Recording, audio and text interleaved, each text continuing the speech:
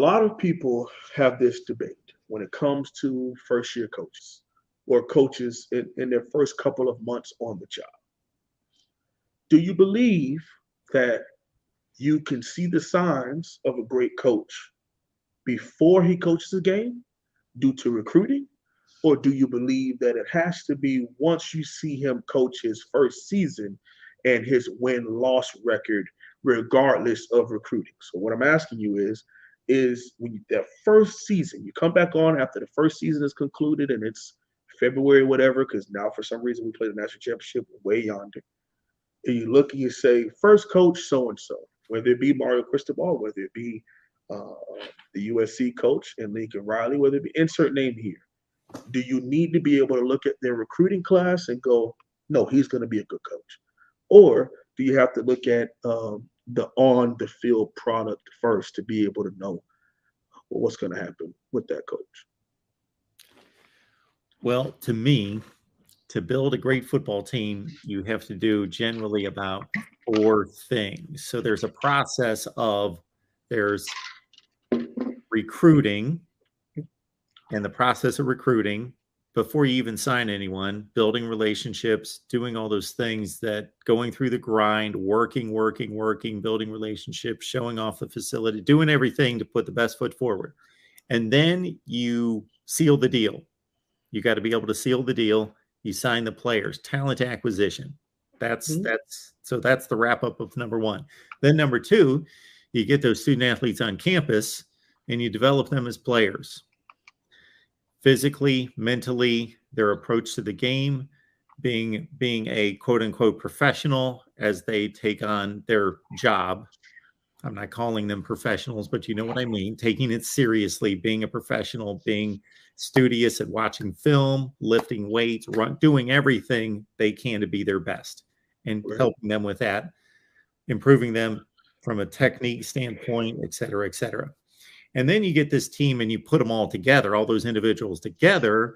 And of course, it's about schemes and plans and strategies and developing plays, especially on offense, play calling and all that.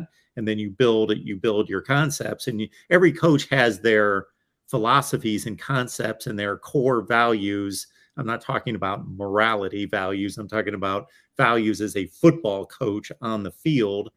And then you got to go prepare the team to execute that. And then you go into the arena and you execute.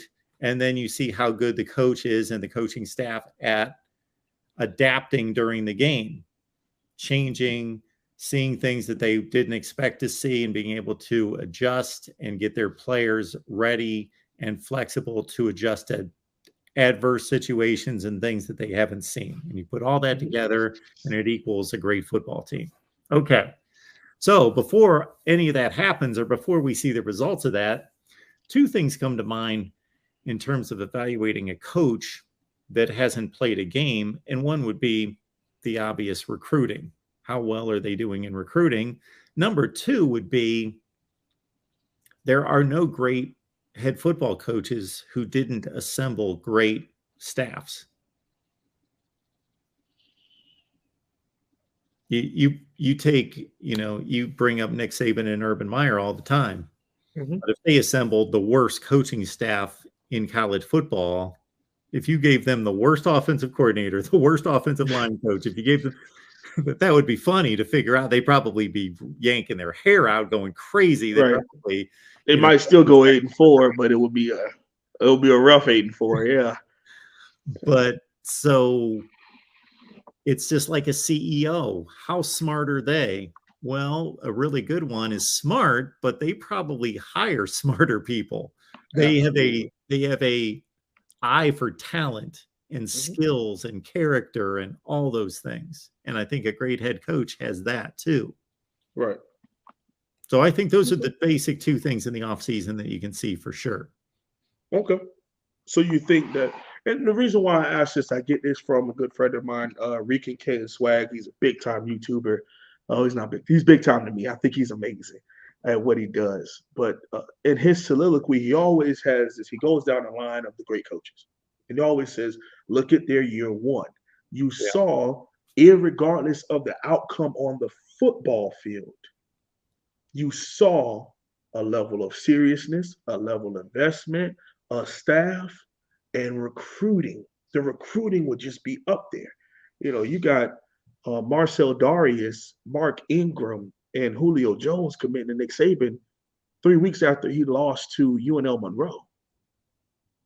Okay, you have Urban Meyer. He goes under sanctions year one, although they were undefeated and they kicked everybody's butt majority of that year. Probably could have won a national championship if they were allowed to. That team, they played aggressive. It's crazy to see they did that 180, but it happens. Um, and they went on to win a national championship 2 years after that.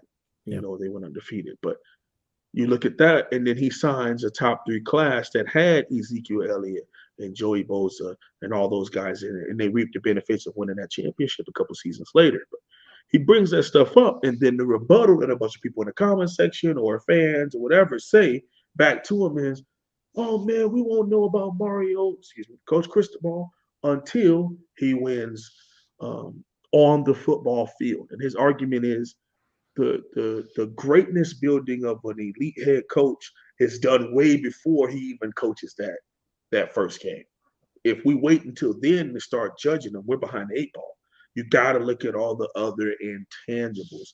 So I wanted to see if you would be in line with that, because I agree. Now I do understand that all that other stuff sounds good. You got to go out there and win, especially at a place like Miami. But I understand that we got a pretty good staff. Again, it's just on paper. They haven't coached a game yet, but it's a pretty good staff. Top 10 staff in the country. We have a proven head coach, a championship winning head coach, a bunch of other people on the staff who are former head coaches and winners. And we have a pretty dang good quarterback, top 5 at least. So we could be in conversation. We still got to go out there and handle it. But I just wanted to see how you felt about that, because that was a big debate amongst the Miami Hurricanes fan base. And hopefully you all in the comment section can get into it once this post says the hashtag Rewatch Squad, and let us know. In your opinion, is it based on recruiting in the preseason?